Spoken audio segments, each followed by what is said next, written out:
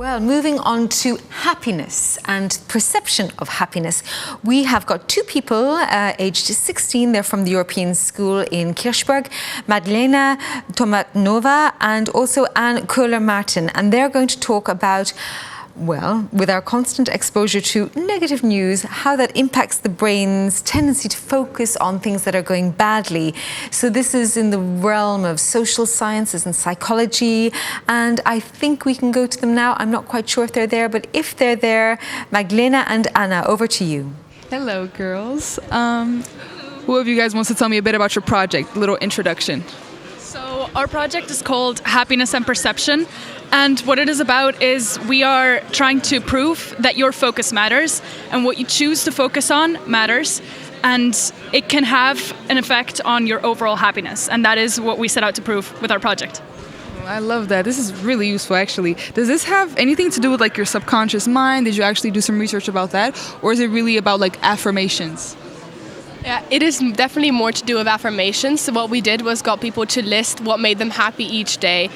However, we did ask if they had consciously tried to remember this, and so it was kind of a subconscious effort. And once your mind gets used to listing good things, then it remembers them better and is able to list more. And we actually did see an increase in the number of things that people listed and their mood. So you genuinely proved the fake it until you make it theory. Basically.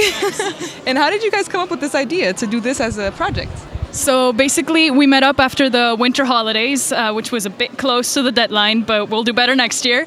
And we met up in a coffee shop, and she told me about her holidays, and she told me that she started journaling, and that she did feel the effects of it, so that it was kind of an idea to do our project on that, because it is kind of interesting to see whether it is only us seeing that if we make an effort, we actually see results in what makes us happy. And that was kind of the start of the whole project.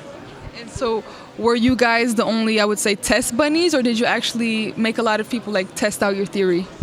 Well, we actually did not do it ourselves because we were conducting the study, so we knew what would happen and therefore would be biased.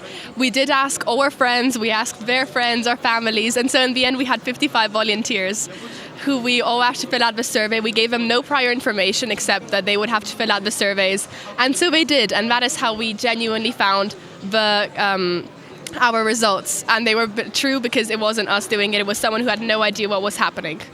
Hey, thank you so much, ladies. Congratulations.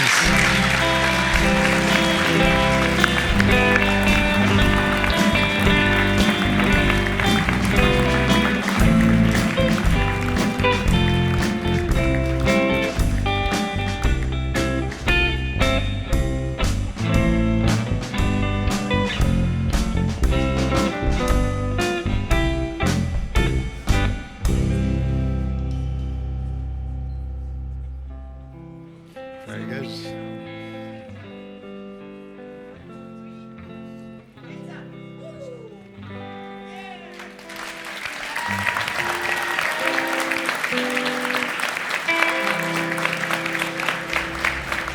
Very good. Thank you very much.